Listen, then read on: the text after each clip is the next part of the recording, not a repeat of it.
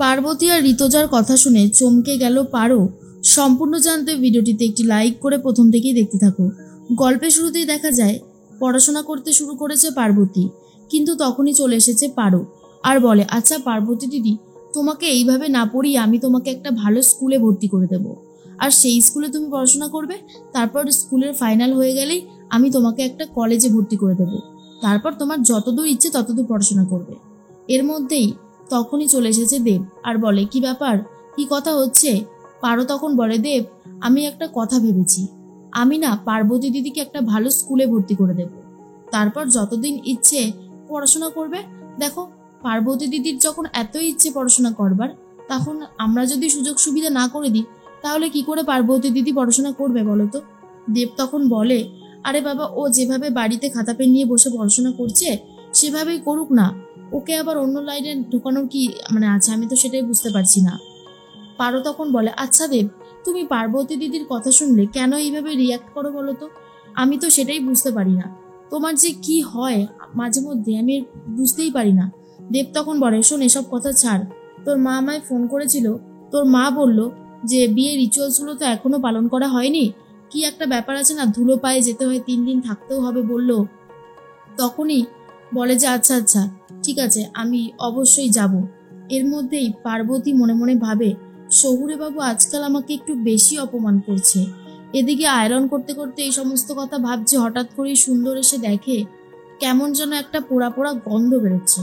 আর এই পোড়া পোড়া গন্ধটা কোথা থেকে আসছে? এসে দেখে যে আয়রন করতে বসেছিল একটা জামা পুরো পুড়িয়েই ফেলেছে পার্বতী।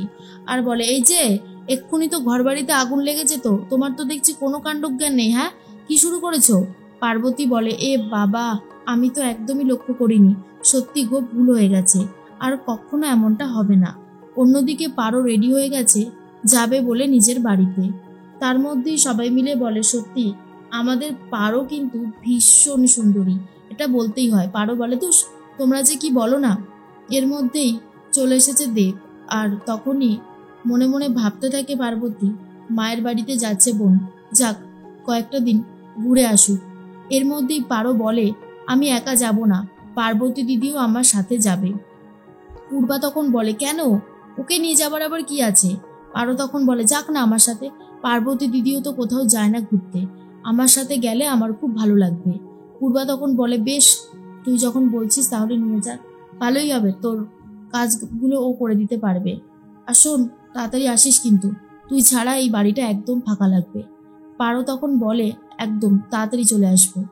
তখনই পার্বতীকে সাবধান করে দেয় পূর্বা আর বলে, যাচ্ছিস যা, নিজের লিমিটের মধ্যে থাকিস, কথাটা ভালো করে শুনে রাখ। অন্যদিকে ঋতজা ফোন করেছে আর বলে, দিদি ওরা কি বেরিয়েছে? তখনই পূর্বা বলে, হ্যাঁ, সাথে আবার পার্বতীও যাচ্ছে। কথাটা শোনার পরে ঋতজা খুব খুশি হয়ে যায় যে তার 2 মেয়ে একসাথে আসছে। বলতে বলতে চলেও এসেছে। আর তখনই পার্বতী বলে, আসবো? পারো বলে, আরে আসবে না মানে, এসো এসো, মা বাবা কেমন আছো তোমরা? সবাই তখন বলে, আমরা তো খুব ভালো আছি, দেব কেমন আছো? দেব বলে, আমরা ভালো আছি।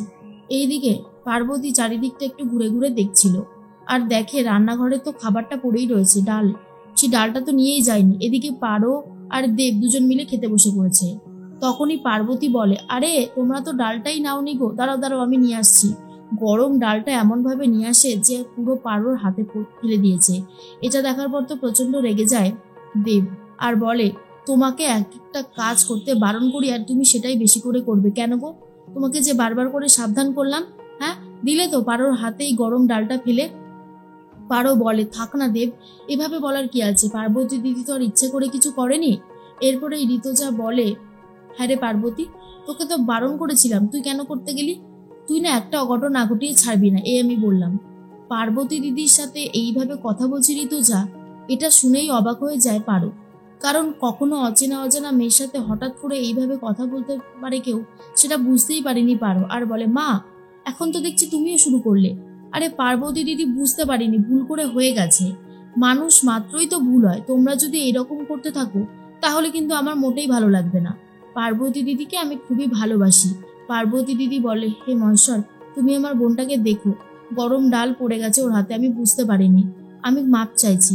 পার্বতী বলে পারোকে যে তোমার খুব লেগেছে তাই না বোন? পারো বলে, না গো, তুমি তো বুঝে করনি, ভুল করে হয়ে গেছে, আমি এসব কিচ্ছু মনে করিনি।